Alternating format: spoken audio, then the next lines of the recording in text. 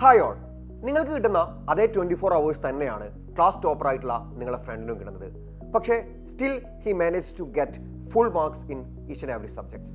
പക്ഷേ നമുക്ക് ആ ഒരു ലെവലിലേക്ക് എത്താൻ കഴിയുന്നില്ല. Yes, welcome to the first episode of toppers method of studying presented by silent learning. നമ്മളൊരു ദിവസത്തിന്റെ ഭൂരിഭാഗം സമയവും സ്പെൻഡ് ചെയ്യുന്നത് നമ്മുടെ സ്കൂൾസിലാണ്.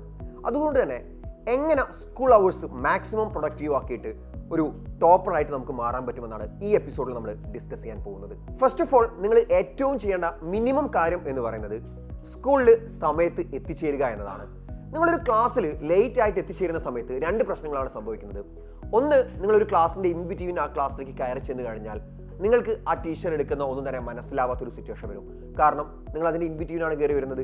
ഒരു ക്വാഡ്രാറ്റിക് ഇക്വേഷൻ ഒരു ടീച്ചർ എക്സ്പ്ലെയിൻ ചെയ്യുന്ന സമയത്ത് അത് സോൾവ് ചെയ്യുന്ന സമയത്ത് നിങ്ങൾ അവിടെ എത്തിച്ചേർന്നിട്ട് കാര്യമില്ല. ABC ഇവ എന്താണെന്നൊക്കെ മനസ്സിലാക്കുന്ന സ്റ്റാർട്ടിങ്ങിലേ നിങ്ങൾ ആ ക്ലാസ്സിൽ ഉണ്ടായിരിക്കണം. രണ്ടാമത്തെ പ്രശ്നം, അത് നിങ്ങളെ മാത്രമല്ല ബാധിക്കുന്നത്, ആ ടീച്ചറുടെ നാച്ചുറലായിട്ട് ക്ലാസ് എടുത്തുകൊണ്ടിരിക്കുന്ന ഒരു ഫ്ലോനെ നിങ്ങൾ തടസ്സപ്പെടുത്തിക്കൊണ്ടാണ് നിങ്ങൾ ക്ലാസ് റൂമിലേക്ക് കയറി വരുന്നത്. അത് ടീച്ചറെ ഡിസ്ട്രാക്ട് ചെയ്യും, നിങ്ങളെ ഫ്രണ്ട്സിനെ ഡിസ്ട്രാക്ട് ചെയ്യും. മൊത്തത്തിൽ നിങ്ങൾ ചെയ്യുന്നത് ഒരു വളരെ മോശമായിട്ടുള്ള കാര്യമാണ്. സോ കറക്റ്റ് സമയത്ത് സ്കൂൾ എത്തിച്ചേരുക എന്നതാണ് ഏറ്റവും വലിയ കാര്യം എന്ന് പറയുന്നത്. നെക്സ്റ്റ് തിങ്, നിങ്ങൾ എവിടെ ഇരിക്കുന്നു. പലരും നമ്മളൊരു ക്ലാസ്സിലേക്ക് പോകുന്ന സമയത്ത് ഏറ്റവും കൂടുതൽ കണ്ടുവരുന്ന ഒരു പ്രവണതയാണ് നേരെ ഓടുക ലാസ്റ്റ് ബെഞ്ചിലേക്കാണ്. ഏറ്റവും ലാസ്റ്റ് ബെഞ്ചിൽ ഫില്ലായിട്ട് അങ്ങനെ മുന്നോട്ടേക്ക് ഫില്ലായി വരുന്ന ഒരു പ്രവണതയാണ് സ്കൂളുകളിൽ സ്ഥിരമായിട്ട് നമ്മൾ കണ്ടുവരുന്നത്. അതെന്തുകൊണ്ടാണെന്ന് വെച്ചാൽ ടീച്ചറുടെ ഡയറക്റ്റ് വിസിബിലിറ്റിയിൽ നിന്ന് കുറച്ചുകൂടെ ഡിസ്റ്റൻസിലേക്ക് മാറി നിൽക്കാനും ടീച്ചർ ഒന്ന് തിരിയുന്ന സമയത്ത് സുഹൃത്തുക്കളുമായിട്ട് കഥ പറഞ്ഞിരിക്കാനും ഒക്കെ വേണ്ടിയിട്ടാണ്. നിങ്ങൾ മനസ്സിലാക്കേണ്ട ഏറ്റവും വലിയ കാര്യം എന്ന് പറയുന്നത്, നിങ്ങളുടെ മുന്നിൽ നിൽക്കുന്ന ടീച്ചർ എന്ന് പറയുന്നത് 10-15 കൊല്ലം ആ ഒരു സബ്ജക്റ്റ് എടുത്ത് എക്സ്പീരിയൻസ് ഉള്ള ആളുകളാണ്. ആ ഒരു ടീച്ചർ ഒരു ചാപ്റ്ററിലെ ഒരു ഇമ്പോർട്ടൻ്റ് ആയിട്ടുള്ള പോർഷൻ, ഒരു ഫോർ എക്സാമ്പിൾ ഒരു 15 പേജുള്ള പോർഷൻ ആണെന്ന് വിചാരിക്കാം, ഒരു 15 പേജസുള്ള പോർഷൻ ആ ടീച്ചർ നിങ്ങൾക്കൊരു 20 മിനിറ്റ്സ് അല്ലെങ്കിൽ മാക്സിമം ഒരു ഹാഫ് അവർ കൊണ്ട് നിങ്ങൾക്ക് എക്സ്പ്ലെയിൻ ചെയ്ത് തന്നേക്കാം. എന്നാൽ സെയിം കാര്യം നിങ്ങൾ ആ ക്ലാസ്സിൽ ശ്രദ്ധിക്കാതെ ഇരുന്നു, എന്നിട്ട് നിങ്ങൾ വീട്ടിൽ ഒറ്റയ്ക്ക് പോയിട്ട് പഠിക്കാൻ തുടങ്ങിക്കഴിഞ്ഞാൽ ഇറ്റ് മൈ ടേക്ക് അവേഴ്സ്, അത് 3-4 മണിക്കൂറുകൾ എടുത്തേക്കാം. അപ്പോൾ മക്കളെ, ഏറ്റവും കൂടുതൽ മനസ്സിലാക്കേണ്ട കാര്യം, നിങ്ങളൊരു ക്ലാസ്സിൽ ഇരിക്കുന്നുണ്ടെങ്കിൽ ആ ക്ലാസ്സിൽ ആ ടീച്ചർ എന്തൊക്കെ പറയുന്നുണ്ടോ അതെല്ലാം തന്നെ കൃത്യമായിട്ട് നിങ്ങൾ മനസ്സിലാക്കിയിരിക്കണം. അതിന് നിങ്ങൾക്ക് ഏറ്റവും കോൺസെൻട്രേഷൻ ലഭിക്കുന്ന, ഡിസ്ട്രാക്ഷൻസ് ഏറ്റവും മിനിമൽ ആയിട്ടുള്ള സ്ഥലത്ത് വേണം നിങ്ങൾ ഇരിക്കാൻ വേണ്ടിയിട്ട്. അതിന് ഏറ്റവും ബെസ്റ്റ് ഓപ്ഷൻ എന്ന് പറയുന്നത് ആദ്യത്തെ 2 റോസ് ആണ്. ആദ്യത്തെ 2 റോസിൽ ഇരിക്കുക എന്ന് പറയുമ്പോൾ തന്നെ നമ്മൾ ഏറ്റവും കൂടുതൽ ശ്രദ്ധിക്കേണ്ട കാര്യം നമ്മളെ കൂടെ ഇരിക്കുന്ന ഫ്രണ്ട്സിന്റെ നാച്ചർ കൂടിയാണ്. ഒബ്വിയസ്ലി നമുക്ക് നമ്മളെ ഫ്രണ്ട്സിനോട് ക്ലാസ് എടുക്കുന്ന സമയത്ത് സബ്ജക്ട്സ് ചിലപ്പോൾ ബോറിംഗ് ആയിരിക്കാം, ടീച്ചറുടെ ക്ലാസ് ചിലപ്പം കുറച്ചൊരു നിങ്ങൾക്ക് അത്രയ്ക്ക് മേലെ ഇൻട്രസ്റ്റിംഗ് ആവുന്നില്ലായിരിക്കാം. അപ്പോഴൊക്കെ നമുക്ക് സ്വാഭാവികമായിട്ടും ആ ഒരു ത്വര ഉണ്ടാവും അടുത്തിരിക്കുന്ന ഫ്രണ്ട്സിനോട് എന്തെങ്കിലുമൊക്കെ പറയാം, അല്ലെ, ഇങ്ങനെ കുറച്ച് ഗോസിപ്സ് ഒക്കെ പറയാനുള്ള ഒരു നാച്ചുറൽ ഇൻസ്റ്റിങ്ക്റ്റ് ആണ്, അത് എല്ലാവർക്കും ഉള്ളതാണ്, അത് നമുക്ക് സ്വാഭാവികമായിട്ടും ഉണ്ടാവും. പക്ഷേ അവിടെ നമുക്ക് ഉണ്ടാവുന്ന ലോസ് എന്ന് പറയുന്നത് ഹ്യൂജ് ആണ്. ആ ഒരു ടീച്ചർ പറയുന്ന ഇൻഫർമേഷൻസും കാര്യങ്ങളും ഒക്കെ നമ്മൾ മിസ് ചെയ്തിട്ട് എക്സാമിന്റെ സമയത്ത് നമ്മൾ നാച്ചുറലി ക്ലാസ്സിൽ ശ്രദ്ധിച്ചിരിക്കുന്ന ഒരു കുട്ടി സ്പെൻഡ് ചെയ്യുന്നതിന്റെ ഇരട്ടിയിലധികം സമയം നമ്മൾ സബ്ജക്റ്റ് പഠിച്ചെടുക്കാൻ വേണ്ടിയിട്ട് ചെലവഴിക്കേണ്ട ഒരു അവസ്ഥ വരികയാണ്. അപ്പോൾ മക്കൾ എന്ത് ചെയ്യാന്ന് വെച്ചാൽ, മാക്സിമം നിങ്ങൾ അങ്ങനെ ക്ലാസ്സിന്റെ ഇടയ്ക്ക് സംസാരിക്കുന്ന നിങ്ങളെ ഫ്രണ്ട്സിനൊക്കെ അവരുടെ നമുക്കൊന്ന് മാറിയിരിക്കുക, അവരെ കംപ്ലീറ്റ് ആയിട്ട് കട്ട് ചെയ്യുക എന്നല്ല അതിൻ്റെ അർത്ഥം. ജസ്റ്റ് ക്ലാസ് എടുക്കുന്ന സമയത്ത്, ടീച്ചർ ക്ലാസ്സുള്ള സമയത്ത് നിങ്ങൾ അങ്ങനത്തെ ഡിസ്ട്രാക്ഷൻസ് ഒന്നും ഇല്ലാത്തൊരു സ്ഥലത്തേക്ക് മാറിയിരിക്കാൻ ശ്രമിക്കുക. അല്ലെങ്കിൽ നിങ്ങളെ ഫ്രണ്ട്സിനെ ആ സംസാരിക്കുന്ന ഇടയ്ക്ക് ടീച്ചർ ക്ലാസ് എടുക്കുന്ന സമയത്ത് നിങ്ങളെ തോണ്ടി വിളിക്കുന്ന ആ ഫ്രണ്ടിനെ ഒന്ന് പറഞ്ഞ് മനസ്സിലാക്കാൻ ശ്രമിക്കുക. ഇപ്പം അല്ല, നമുക്ക് ക്ലാസ് കഴിഞ്ഞ് സംസാരിക്കാം എന്നുള്ള രീതിയിലേക്ക് ഒന്ന് പറഞ്ഞ് മനസ്സിലാക്കാൻ ശ്രമിക്കുക. ആൻഡ് ടീച്ചർ പറയുന്ന കാര്യങ്ങൾ കൃത്യമായിട്ട് ശ്രദ്ധിച്ചിരിക്കുക. ആൻഡ് ക്ലാസ് എടുക്കുന്ന സമയത്ത് പല കുട്ടികൾക്കുള്ള പ്രശ്നമാണ്, പലർക്കും ടീച്ചർ പറയുന്ന എല്ലാ കാര്യങ്ങളൊന്നും മനസ്സിലായിക്കൊള്ളുന്നില്ല. എല്ലാം അറിയാമെങ്കിൽ നമ്മൾ സ്കൂളിൽ പോകേണ്ട ആവശ്യമുണ്ടോ? എനിക്കിപ്പോൾ എല്ലാ കാര്യങ്ങളും അറിയാം, എനിക്കെല്ലാം അറിയാം, സബ്ജക്റ്റ് ഫുള്ളായിട്ട് എനിക്കറിയാം, പിന്നെ ഞാൻ ഇതിന് സ്കൂളിൽ പോകേണ്ട ആവശ്യം അല്ലേ? ഞാൻ അറിയാത്ത കാര്യങ്ങൾ, എൻ്റെ കൺഫ്യൂഷൻസ് ക്ലിയർ ചെയ്യാൻ വേണ്ടിയിട്ടാണ് ഞാൻ സ്കൂളുകളിൽ പോയിട്ട് ക്ലാസ്സുകൾ അറ്റൻഡ് ചെയ്ത് പഠിക്കുന്നത്. അപ്പോൾ സ്വാഭാവികമായിട്ടും എനിക്ക് സംശയങ്ങളുണ്ടാവും. പക്ഷേ പല കുട്ടികളും അവരുടെ സംശയങ്ങൾ ടീച്ചേഴ്സിനോട് ചോദിക്കുന്നില്ല, സംശയങ്ങൾ ചോദിക്കാൻ ഭയപ്പെടുന്നു. അതിന് ഒരു റീസൺ എന്ന് പറയുന്നത് ടീച്ചേഴ്സ് തന്നെയാണ്. കാരണം ടീച്ചേഴ്സിൽ പലരും ഡൗട്ട്സ് ചോദിക്കുന്ന സമയത്ത് കുട്ടികളെ ശത്രുക്കളെ പോലെ കരുതുന്ന കുട്ടികളുണ്ട്. പക്ഷേ ഇപ്പോഴത്തെ ഭൂരിഭാഗം ടീച്ചേഴ്സും അങ്ങനെയല്ല. ഞാൻ സത്യസന്ധമായിട്ട് പറയട്ടെ, ഇപ്പോഴത്തെ ഭൂരിഭാഗം ടീച്ചേഴ്സും നിങ്ങളെ ഡൗട്ട്സ് ഒക്കെ ചോദിക്കാൻ മാക്സിമം എൻകറേജ് ചെയ്യുന്ന ടീച്ചേഴ്സാണ്. പക്ഷേ നിങ്ങൾ നേരിടുന്ന പ്രശ്നം അതൊന്നുമല്ല. നിങ്ങൾ നേരിടുന്ന പ്രശ്നം ആ ഒരു എൻ്റയർ ക്ലാസ് ഒരു ഡൗട്ടും ചോദിക്കാതിരിക്കുകയാണ്. അവർക്കെല്ലാം മനസ്സിലായി, പക്ഷേ നിങ്ങൾ മാത്രം അതിൽ ഒറ്റയ്ക്ക് എഴുന്നേറ്റ് നിന്ന് ഡൗട്ട് ചോദിക്കുമ്പോൾ നിങ്ങളെ ഫ്രണ്ട്സൊക്കെ ഇങ്ങനെ വിചാരിക്കുമോ, ഇവനിത് മനസ്സിലായില്ലേ, നിങ്ങൾ അവരുടെ ഇടയിലൊക്കെ കുറവാകുമോ?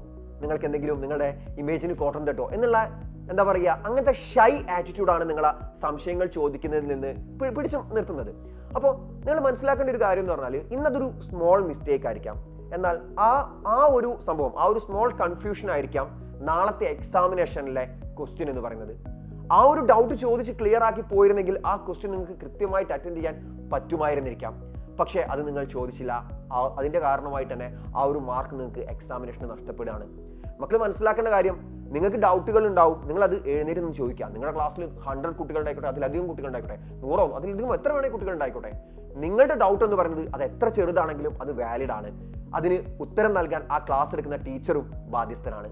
സോ സംശയങ്ങൾ കൃത്യമായിട്ട് സോൾവ് ചെയ്തുകൊണ്ട് മാത്രം മുന്നോട്ടേക്ക് പോവുക. പിന്നെ സ്ഥിരമായിട്ട് കണ്ടുവരുന്ന ഒരു പ്രവണതയാണ് നോട്ട് ബുക്കുകൾ കൃത്യമായിട്ട് എടുക്കാതെ സ്കൂളിൽ പോകുന്ന വിദ്യാർത്ഥികൾ. കൃത്യമായിട്ട് മാത്സിനും സയൻസിനും സോഷ്യൽ സ്റ്റഡീസിനും എല്ലാത്തിനും കൂടെ ഒരു നോട്ട് ബുക്കൊക്കെ. ഇതിന്റെ ഏറ്റവും വലിയ പ്രശ്നം എന്താണെന്ന് വെച്ചാൽ, നിങ്ങൾക്ക് നിങ്ങളുടെ ടീച്ചറെ കണ്ണു പൊടിയിടാൻ പറ്റും. നിങ്ങൾ ടീച്ചർ ക്ലാസ് എടുക്കുന്ന സമയത്ത് പ്രോബ്ലംസ് ഒക്കെ എഴുതുന്ന സമയത്ത് എഴുതിയെടുക്കാം. പക്ഷേ വൺസ് ഒരു എക്സാമിനേഷൻ വരുന്ന സമയത്ത് നിങ്ങൾ എന്ത് നോക്കി പഠിക്കും? NCERT ടെക്സ്റ്റ് ബുക്ക് മാത്രം നോക്കിയിട്ട് നമുക്ക് പഠിച്ചെടുക്കാം എന്ന് പറഞ്ഞാൽ പോസിബിൾ അല്ല. നമുക്ക് ആ സമയത്ത് നമ്മുടെ കൈ ആകെ ഉണ്ടാവുന്ന പഠിക്കാനുള്ള മെറ്റീരിയൽ എന്ന് പറയുന്നത് ക്ലാസ്സിൽ നമ്മൾ പ്രിപ്പയർ ചെയ്തിട്ടുള്ള നോട്ട്സ് ആയിരിക്കും. ആ നോട്ട്സ് നിങ്ങൾ എല്ലാം മിക്സഡ് ആക്കി എഴുതി കഴിഞ്ഞാൽ എക്സാം സമയത്ത് ഏറ്റവും ബുദ്ധിമുട്ടാൻ പോകുന്നത് നിങ്ങൾ ആ നോട്ട് എഴുതണം എന്ന് പറഞ്ഞ ടീച്ചറോ അല്ലെങ്കിൽ നിങ്ങളുടെ പാരൻസോ ഒന്നുമല്ല, നിങ്ങൾ തന്നെയാണ്. കൃത്യമായിട്ട് നോട്ട് പ്രിപ്പയർ ചെയ്യാത്തതിൻ്റെ ഏറ്റവും കൂടുതൽ ബുദ്ധിമുട്ട് അനുഭവിക്കാൻ പോകുന്നത് നിങ്ങളാണ്. സോ കൃത്യമായിട്ട് നോട്ട് പ്രിപ്പയർ ചെയ്യാം. നോട്ട് പ്രിപ്പയർ ചെയ്യുന്ന സമയത്ത് നിങ്ങൾക്ക് എന്ത് ചെയ്യാം? ചെറിയ ചെറിയ പൊടിക്കൈകളൊക്കെ സ്വീകരിക്കാം. For example text book daily കൊണ്ടുവരണം. NCERT ടെക്സ്റ്റ് ബുക്ക് ഡെയിലി നിങ്ങൾക്ക് സ്കൂളിൽ കൊണ്ടുവരണമെങ്കിൽ നിങ്ങൾക്ക് എന്ത് ചെയ്യാം? ജസ്റ്റ് ഒരു ടെക്സ്റ്റ് ബുക്കിനെ പീസ് ആക്കിയിട്ട് ചെറിയ ചെറിയ പോർഷൻസ് ഫസ്റ്റ് ചാപ്റ്റേഴ്സ് മാത്രം ബൈൻഡ് ചെയ്ത് അങ്ങനെ ചെറിയ ചെറിയ പീസ് ആക്കിയിട്ട് നമ്മുടെ വെയിറ്റ് കുറയ്ക്കാൻ പറ്റും. അത് നല്ല കാര്യമാണ്. പക്ഷേ നോട്ട്ബുക്കുകളിൽ മിക്സഡ് ആക്കി എഴുതുന്ന ശീലം കുറയ്ക്കുക. പരമാവധി നിങ്ങൾക്ക് വേണമെങ്കിൽ ഫ്രണ്ട് സൈഡിൽ നിന്ന് മാത്സ് എഴുതാം, ബാക്ക് സൈഡിൽ നിന്ന് വേറെ ഏതെങ്കിലും ഒരു സബ്ജക്ട് എഴുതാം. അതും നിങ്ങളുടെ സ്കൂളിലെ ടീച്ചർ അതിന് സമ്മതിക്കുമെങ്കിൽ മാത്രം. ഓക്കെ, അപ്പൊ നോട്ട്സ് വളരെ കൃത്യമായിട്ട് ശ്രദ്ധിക്കുക. പിന്നെ മാത്സിന്റെ പീരീഡ് ഒക്കെ ആണെങ്കിൽ ആ ചാപ്റ്ററിന് റെസ്പെക്റ്റഡ് ചാപ്റ്ററിന് ഇൻസ്ട്രുമെന്റ് ബോക്സും കാര്യങ്ങളും ഒക്കെ ആവശ്യമുണ്ടെങ്കിൽ അതൊക്കെ ആദ്യമേ തന്നെ കൊണ്ടുവരിക. ടീച്ചർ ക്ലാസ് എടുക്കുന്നതിൻ്റെ ഇടയ്ക്ക് അടുത്തുള്ളവൻ്റെ കോമ്പസ് ഒന്നും പിടിച്ച് വലിക്കാൻ പോവാതിരിക്കുക. മാക്സിമം നിങ്ങൾക്ക് കൊണ്ടുവരാനുള്ള കാര്യങ്ങൾ നിങ്ങൾ തന്നെ മാക്സിമം കൊണ്ടുവരിക. അതോടൊപ്പം ഫ്രീ പീരീഡ്സ് കിട്ടുന്ന സമയത്ത് നിങ്ങൾക്ക് എന്ത് ചെയ്യാം? നിങ്ങളൊരു ദിവസം ലീവായി അല്ലെങ്കിൽ നിങ്ങൾക്ക് കുറച്ച് ഡൗട്ട്സും കാര്യങ്ങളൊക്കെ ഉണ്ട്, ചില ക്വസ്റ്റ്യൻസിൽ നിങ്ങൾക്ക് ഡൗട്ട്സ് ഉണ്ട്, അതൊക്കെ നിങ്ങൾക്ക് എന്ത് ചെയ്യാം? ഫ്രീ പീരീഡ്സിൽ നിങ്ങളുടെ ടീച്ചറെ റെസ്പെക്റ്റഡ് ടീച്ചറെ സ്റ്റാഫ് റൂമിൽ പോയി കണ്ടിട്ട് ആ ഡൗട്ട്സും കാര്യങ്ങളൊക്കെ സോൾവ് ചെയ്യാവുന്നതാണ്. അതല്ലെങ്കിൽ റിവിഷൻ ചെയ്യാം. നമ്മൾ തൊട്ട് മുന്നേ ടീച്ചേഴ്സ് എടുത്ത കാര്യങ്ങളൊക്കെ ഒന്ന് വായിച്ചു നോക്കാം. ഹോംവർക്കുകൾ ടീച്ചർ തൊട്ട് മുന്നത്തെ, അതായത് രണ്ടാമത്തെ പീരീഡ് ലീവ് ആണെങ്കിൽ രണ്ടാമത്തെ പീരീഡ് ടീച്ചർ ക്ലാസ്സിൽ ഇല്ല, ഫ്രീ പീരീഡ് ആണെങ്കിൽ ഫസ്റ്റ് പീരീഡിൽ ടീച്ചർ തന്ന ഹോംവർക്ക് നിങ്ങൾക്ക് ആ സമയത്ത് ഇരുന്ന് എഴുതാം.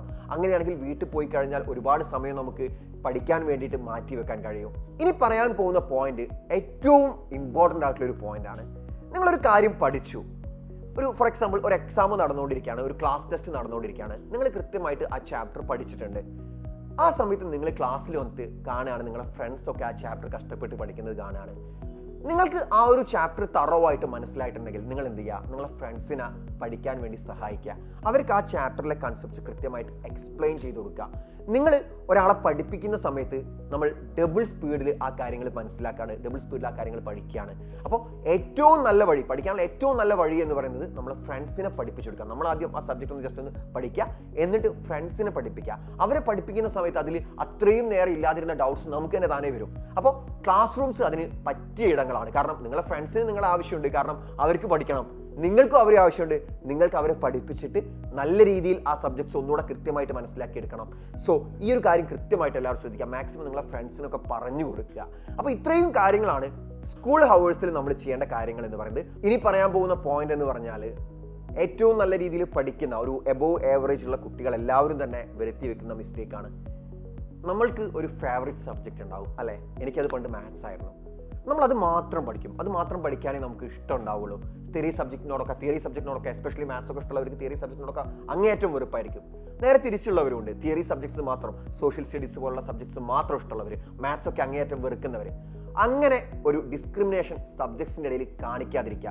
നിങ്ങൾക്ക് മാത്സ് ഫേവറേറ്റ് ആണെങ്കിൽ നിങ്ങൾ മാത്സ് മാത്രം പഠിക്കുക, ബാക്കിയുള്ള സബ്ജക്ട്സ് ഒക്കെ പഠിക്കാതിരിക്കാൻ ഒരുപാട് എക്സ്ക്യൂസുകൾ നിങ്ങൾ ഉണ്ടാക്കും. നിങ്ങളെ സബ് കോൺഷ്യസ് മൈൻഡ് ഒരുപാട് എക്സ്ക്യൂസസ് ഉണ്ടാക്കും. നിങ്ങൾക്ക് ബൈ ഹാർട്ട് പഠിക്കാൻ പറ്റുന്നില്ല, നിങ്ങൾക്ക് ടീച്ചർ എടുക്കുന്നത് മനസ്സിലാവുന്നില്ല, ഒരുപാട് എക്സ്ക്യൂസസ് നിങ്ങളെ സബ് കോൺഷ്യസ് മൈൻഡ് നിങ്ങളോട് തന്നെ ഇങ്ങനെ പറയും. ആൻഡ് നിങ്ങൾ അത് ചെയ്യും, നിങ്ങളെ പാരൻസിനോട് നിങ്ങളെ ടീച്ചേഴ്സിനോട് പറഞ്ഞിട്ട് അതിനൊക്കെ സ്കിപ്പ് ആവും. ആ ഒരു ഫേവറേറ്റ് സബ്ജക്ട്സിൽ മാത്രം നിങ്ങൾക്ക് നല്ല മാർക്ക് ഉണ്ടാവും, ബാക്കി സബ്ജക്ട്സിലൊക്കെ മാർക്ക് കുറയും. നിങ്ങൾ മനസ്സിലാക്കേണ്ട കാര്യം നമ്മുടെ ടോട്ടൽ പെർസെൻറ്റേജിൻ്റെ ബേസിലാണ് 10th CBSE കഴിഞ്ഞ് +1ലേക്കുള്ള നമ്മുടെ അഡ്മിഷൻ എന്ന് പറയുന്നത്. അപ്പോൾ ഒരു സബ്ജക്റ്റിന് ഏറ്റവും ടോപ്പ് മാർക്ക് കിട്ടി ബാക്കി സബ്ജക്ട്സൊക്കെ മാർക്ക് കുറഞ്ഞുകൊണ്ട് നമുക്ക് ഒരു കാര്യവുമില്ല. സോ നിങ്ങൾക്ക് ഒരു സബ്ജക്റ്റ് ഫേവറേറ്റ് ആണെങ്കിൽ അത് മാത്രം പഠിച്ചാൽ മതി എന്നല്ല അതിൻ്റെ മീനിങ്. ബാക്കിയുള്ള സബ്ജക്ട്സിലും കൂടെ നമ്മൾ കൃത്യമായിട്ട് പഠിക്കണം. കാരണം ടോപ്പർ എന്ന് പറയുന്നത് എല്ലാ സബ്ജക്റ്റിലും കൂടിയാണ്, ഒരു സബ്ജക്റ്റിൽ മാത്രമല്ല. സോ ഇത്രയും കാര്യങ്ങൾ മക്കൾ സ്കൂൾ അവേഴ്സ് ശ്രദ്ധിച്ചാൽ തന്നെ നല്ലൊരു രീതിയിലുള്ള മാറ്റം നിങ്ങൾക്ക് വിസിബിൾ ആയിട്ട് കാണാൻ കഴിയും. സോ മറ്റൊരു എപ്പിസോഡിൽ നമുക്ക് വീണ്ടും കാണാം. അതുവരേക്കും ബൈ.